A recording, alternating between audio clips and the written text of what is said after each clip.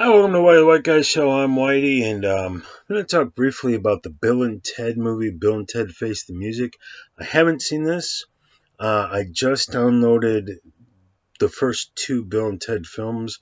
The second one was Bogus Journey. The first one was Humana, Bill and Ted. I don't remember what it was called. Excellent Adventure. That's it.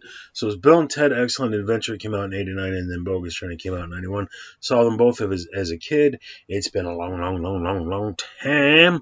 So I just downloaded them both. They just both got done, and I'm gonna watch those films and review them, and then see about getting a hold of Bill and Ted's Face the Music and check that out because I haven't seen it. But what I'm going to say about Face the Music is that it had some pomp and circumstance. These films, if you're under the age of 40, or I'll call it 37, you might have missed this back in the day. You might not be familiar with Bill and Ted because while they were memorable films and somewhat iconic, yet another iconic thing from the late 80s, neither was this like a huge epic thing. Rambo, everybody saw Rambo. Predator, everybody saw Predator, and these are a big deal.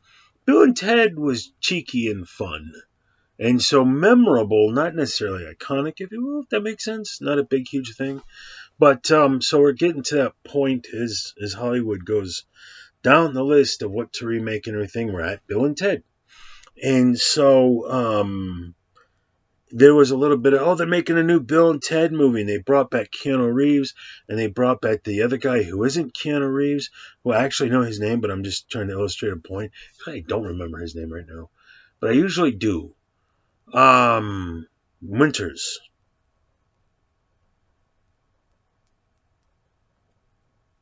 Something Winters. My phone is over there and it's charging. All right, look it up. Scott Winters or something? Anyway, they brought back the two original guys. Sadly, other dude who played Rufus, Carlson. I'm forgetting names. He's passed away. So they did get two guys, but they couldn't get all three for this sequel or the third installment. And I'm kind of glad that it's not a reboot or a remake. It's the same guys, minus George Soros, George. How do I not remember? Man, stand-up comedian George. He was in Dogma.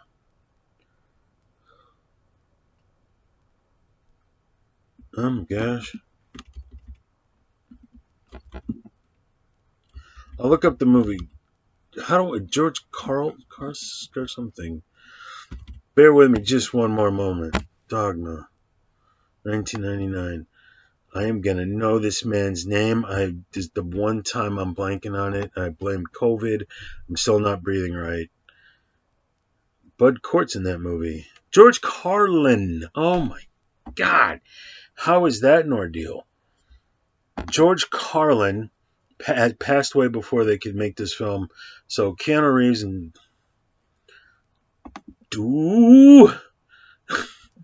why didn't I just look up? Wait. Why didn't I just look up Bill and Ted? Oh my God. My brain be breaking. Alex Winter. That's the guy's name.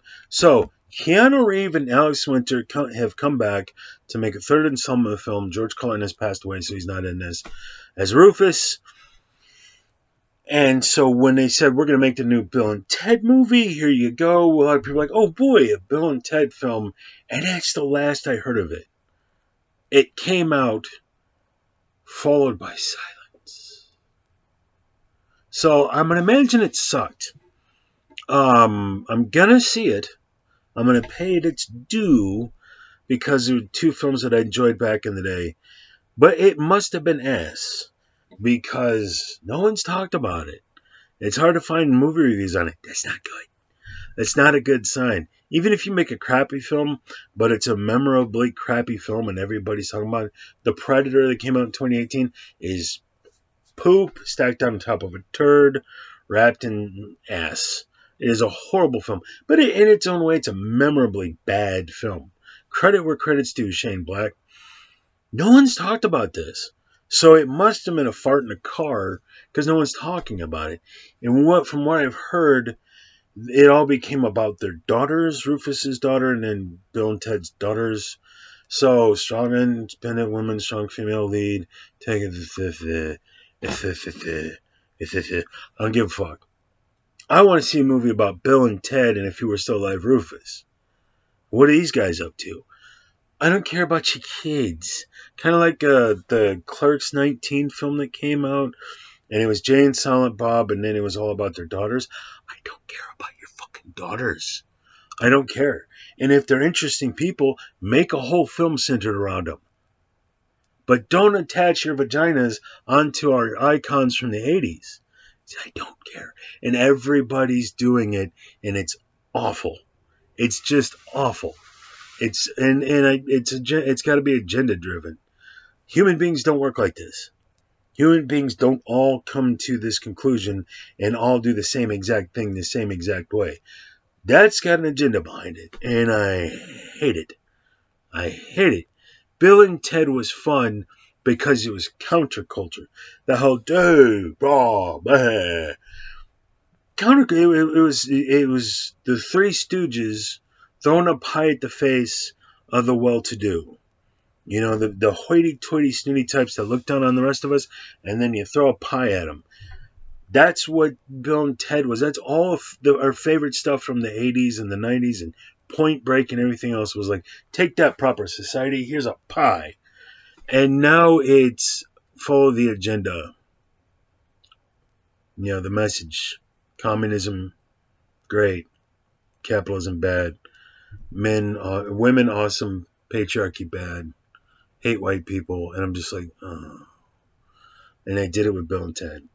So I'm going to go back and watch the originals and review them, and then I'll get a hold of the third one and give it its due, maybe, but I'm feeling trepidatious. So, but if it was really good, everybody would be talking about how good it was, and they didn't. So I don't know what happened here. Let's find out. I'll see you guys in the next video. Cheers.